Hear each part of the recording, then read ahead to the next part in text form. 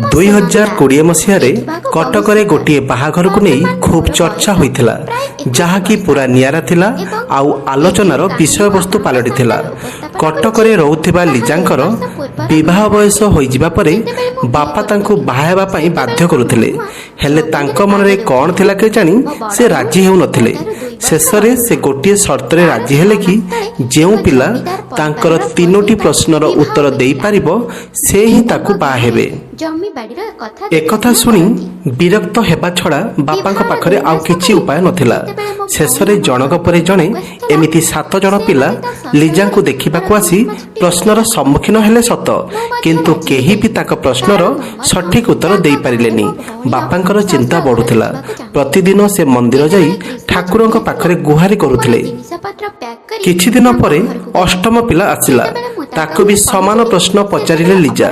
ସେ ପିଲା 2ଟି ପ୍ରଶ୍ନର ଉତ୍ତର ପୁରା ସଠିକ ଦେଲା, ହେଲେ ଯେତେବେଳେ ତୃତୀୟ ପ୍ରଶ୍ନ ଶୁଣିଲେ ତ ତେବେ କ'ଣ ଥିଲା ସେ ପ୍ରଶ୍ନ? ଆଉ ସେ ପିଲା ସହିତ ଲିଜାଙ୍କର ବିବାହ ହେଲା ନା ହେଲାନି? କାହିଁକି ଲିଜାଙ୍କର ବିବାହ 2020 ମସିହାରେ କଟକରେ ଚର୍ଚ୍ଚା ସୃଷ୍ଟି କରିଥିଲା? ଏକ ଏମିତି କାହାଣୀ ଆପଣ ଶୁଣିଲେ ବି, ତେଣୁ କାହାଣୀକୁ ପୁରା ଦେଖନ୍ତୁ ଆଉ ଭିଡ଼ିଓକୁ ଲାଇକ୍ ସେୟାର କରିଦିଅନ୍ତୁ। ଯେଉଁମାନେ କମେଣ୍ଟରେ ନାଁ ସହିତ ଜାଗା ନା ଲେଖିବେ ସେମାନଙ୍କ ନାଁ ପରବର୍ତ୍ତୀ ଭିଡ଼ିଓରେ ଘୋଷଣା ହେବ। କଟକରେ ଜୀବନ ବାବୁ ନିଜ ପରିବାର ସହିତ ରହୁଥିଲେ। 2 ଝିଅ ଓ ଗୋଟିଏ ପୁଅ ଆଉ ପତ୍ନୀଙ୍କୁ ନେଇ ତାଙ୍କ ସଂସାର ଚାଲିଥିଲା। ଲିଜା ଥିଲେ ବଡ଼। ଏହା ଭିତରେ ତାଙ୍କର ରେଭେନ୍ସାରେ ଗ୍ରାଜୁଏସନ୍ ସରିଥିଲା ଆଉ ସେ ପିଜି କରିବା ପାଇଁ ପ୍ରସ୍ତୁତ ହେଉଥିଲେ। ହେଲେ ଜୀବନ ବାବୁ ଲିଜାଙ୍କର ବିବାହ ଚିନ୍ତାରେ ଥିଲେ, କାରଣ ମଧ୍ୟବିତ୍ତ ପରିବାରରେ ଝିଅର ବିବାହକୁ ନେଇ ବାପାଙ୍କ ମନରେ ବଡ଼ ଚିନ୍ତା ଥାଏ। କିନ୍ତୁ ଲିଜା ବିବାହକୁ ନେଇ ସେତେ ସିରିୟସ୍ ନଥିଲେ, ତେଣୁ ସେ ବାପାଙ୍କ କଥାକୁ ଟାଳି ଆସୁଥିଲେ। ଏହାକୁ ନେଇ ବାପା ଓ ଝିଅଙ୍କ ଭିତରେ ଅସନ୍ତୋଷ ବଢ଼ୁଥିଲା।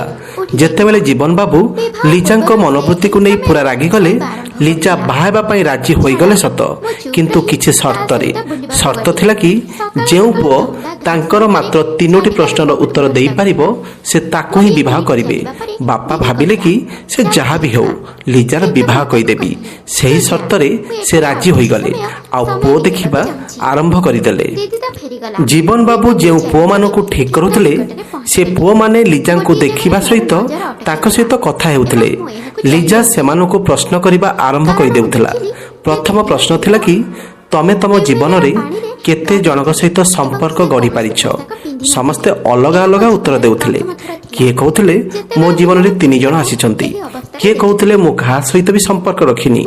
ଦ୍ୱିତୀୟ ପ୍ରଶ୍ନ ଏହା ଥିଲା କି ପ୍ରତିଦିନ ସ୍ତ୍ରୀଙ୍କ ଠାରୁ ସ୍ୱାମୀ କ'ଣ ଚାହିଥାନ୍ତି? ଏହି ପ୍ରଶ୍ନ ବି ସଠିକ କେହି ବି ଉତ୍ତର ଦେଇପାରୁନଥିଲେ ଆଉ ଫେଲ୍ ହୋଇଯାଉଥିଲେ। ଆଉ ତୃତୀୟ ପ୍ରଶ୍ନ ଏହା ଥିଲା ଯେ ମୋର ଏମିତି ପିଲା ଦରକାର ଯିଏକି ଥରେ ଯଦି କୌଣସି କାମରେ ବସିଗଲା ତ ସିଧା କାମ ସାରି ହିଁ ଛିଡ଼ା ହେବ। ଏହି 3ଟି ପ୍ରଶ୍ନ ଲିଜା ସମସ୍ତଙ୍କୁ ପଚାରୁଥିଲେ, ହେଲେ ଜଣକ ପରେ ଜଣେ କେହି ବି ଏ ପ୍ରଶ୍ନର ଉତ୍ତର ଦେଇପାରୁନଥିଲେ।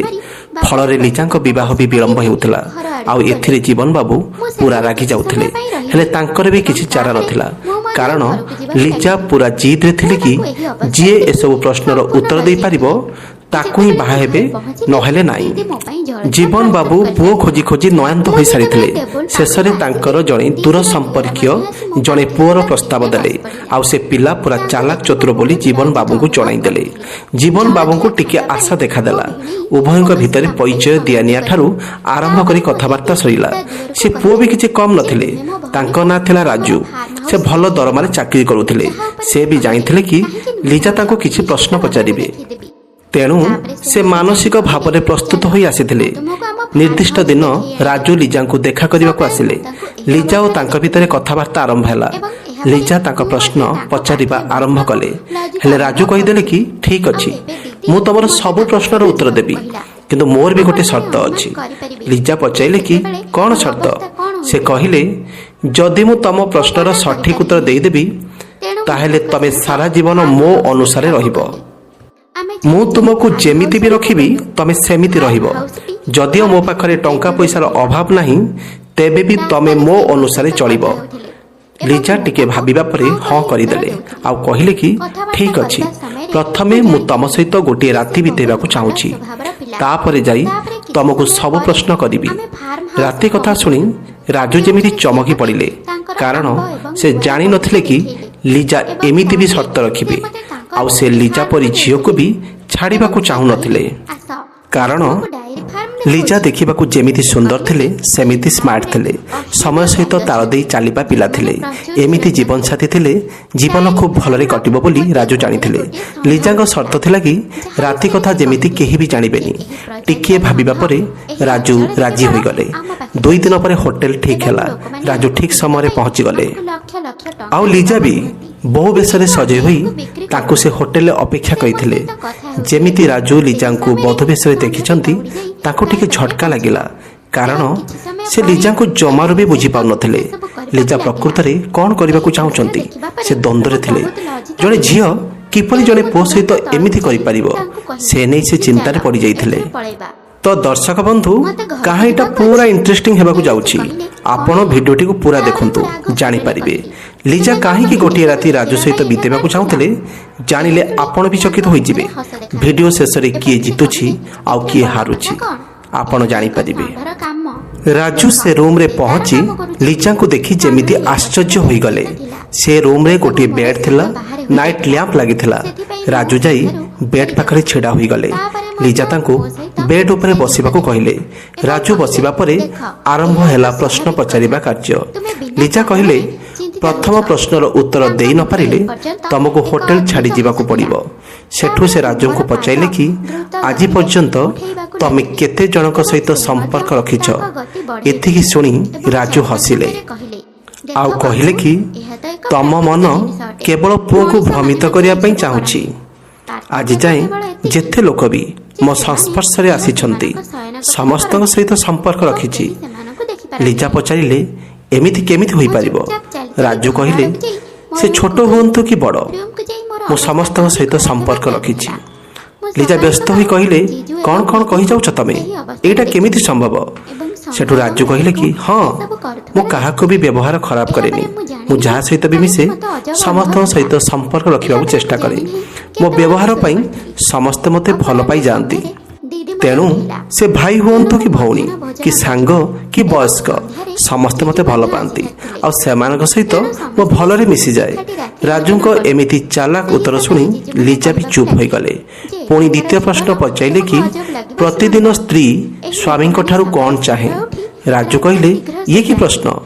ସ୍ତ୍ରୀ ସବୁବେଳେ ସ୍ୱାମୀ ଠାରୁ ଭଲ ପାଇବା ଚାହେଁ, ନା କି ରାଗ। ଅର୍ଥାତ୍ ସ୍ତ୍ରୀ ଚାହେଁ କି ତାର ପ୍ରତ୍ୟେକ କଥାରେ ସ୍ୱାମୀ ନ ଲାଗି ତାକୁ ଅଧିକରୁ ଅଧିକ ଭଲ ପାଉ। ଏମିତି କଲେ ସେ ସଂସାର ରଥ ଠିକରେ ଚାଲିଥାଏ। ଆଉ ଏଇଟା ପ୍ରତି ଝିଅର ସ୍ୱପ୍ନ ଥାଏ। ରାଜୁଙ୍କ ଉତ୍ତରରେ ଲିଜା ବି ଖୁସି ହୋଇଗଲେ। ସେଠୁ ରାଜୁ ପଚାରିଲେ କି ଏବେ ତୃତୀୟ ପ୍ରଶ୍ନ ପଚାର। ଲିଜା କହିଲେ କି ମୋତେ ଏମିତି ପୁଅ ଦରକାର ଯିଏକି ଥରେ ବସିଯିବା ପରେ ପୁରା କାମ ସାରିକି ହିଁ ଉଠୁ। କ'ଣ ସେଇଟା କୁହ? ରାଜୁ ଟିକେ ଚିନ୍ତା କଲେ। ସେ ବି କମ୍ ଚାଲାକ ନଥିଲେ। ସାଙ୍ଗେ ସାଙ୍ଗେ କହିଲେ କି କୌଣସି କାମ ଯଦି ଆରମ୍ଭ କରିବ ତାହେଲେ ତାକୁ ସାରିକି ହିଁ ଅନ୍ୟ କାମରେ ମନ ଦେବ। ଅର୍ଥାତ୍ ନିଜ ଲକ୍ଷ୍ୟ ପ୍ରତି ଏକନିଷ୍ଠ ହୋଇ ରହିଲେ ଜଣଙ୍କର ସଫଳତା ନିଶ୍ଚୟ। ଆଉ ସେପରି ପୁଅ ତମକୁ ପସନ୍ଦ, ଏଇଆ ନା? କାରଣ ସେମିତି ପୁଅ ତାଙ୍କ ଜୀବନରେ ସବୁବେଳେ ଜିତିଥାନ୍ତି ଆଉ କୌଣସି କଥାରେ ହାର ମାନି ନଥାନ୍ତି। ଶୁଣିକି ତ ଲିଜା ପୁରା ଖୁସି ହୋଇଯିବା ସହିତ ସେ ରାଜୁଙ୍କ କଥାରେ ବି ପୁରା ଇମ୍ପ୍ରେସ୍ ହୋଇଗଲେ। ଆଉ ଖୁସି ହୋଇ କହିଲେ କି ତମେ ମୋର ଯୋଗ୍ୟ ସ୍ୱାମୀ ହୋଇପାରିବ। ମୁଁ ବାହା ହେବି ତ ତମକୁ ବାହା ହେବି। ଆଉ ଏବେ ତମେ ମୋ ସହିତ ଯାହା ବି କରିପାରିବ, କାରଣ ମୁଁ ଏବେଠାରୁ ହିଁ ତମର ଦାସତ୍ୱ ସ୍ୱୀକାର କରୁଛି। ତମ ପାଖରେ ମୁଁ ନିଜକୁ ସମର୍ପି ଦେଉଛି। ହେଲେ ରାଜୁ କହିଲେ କି ଠିକ୍ ଅଛି, ମୁଁ ଯଦି ତମ ସହିତ ଏବେ କିଛି କରିକି ବି ଛାଡ଼ିଦେବି ତାହେଲେ କ'ଣ ହେବ ଜାଣିପାରୁଛ ତ? ଜଣେ ଝିଅର ଚରିତ୍ର ହିଁ ତାର ସବୁକିଛି। ତେଣୁ ତମେ ପୁରାପୁରି ଉତ୍ସାହିତ ହେବା ଆଦୌ ଠିକ୍ ନୁହେଁ। ତମେ ଏବେ ମୋର 3ଟି ପ୍ରଶ୍ନର ଉତ୍ତର ଦେବ। ଯଦି ଉତ୍ତର ଦେଇପାରିବ ତାହେଲେ ମୁଁ ତମକୁ ବିବାହ କରିବି, ନହେଲେ କରିବିନି। ସେଠୁ ଲିଜା କହିଲେ କି ଠିକ୍ ଅଛି, ପଚାର। ରାଜୁ କହିଲେ କି ମୋତେ ଏମିତି ଝିଅ ଦରକାର ଯିଏକି ଶୋଇପଡ଼ିବା ପରେ ଆଉ ଉଠେ ନାହିଁ।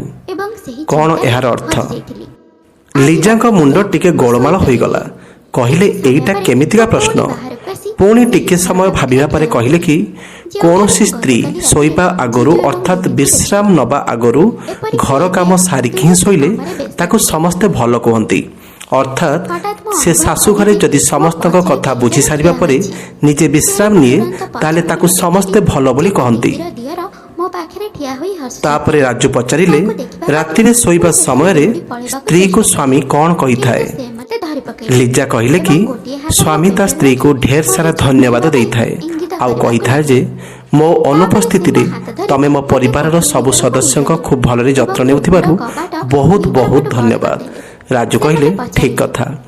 ପୁଣି ରାଜୁ ତୃତୀୟ ପ୍ରଶ୍ନ ପଚାରିଲେ କି ସନ୍ଧ୍ୟାବେଳେ ସ୍ୱାମୀ ତାର ସ୍ତ୍ରୀକୁ କ'ଣ ଦେଇଥାଏ?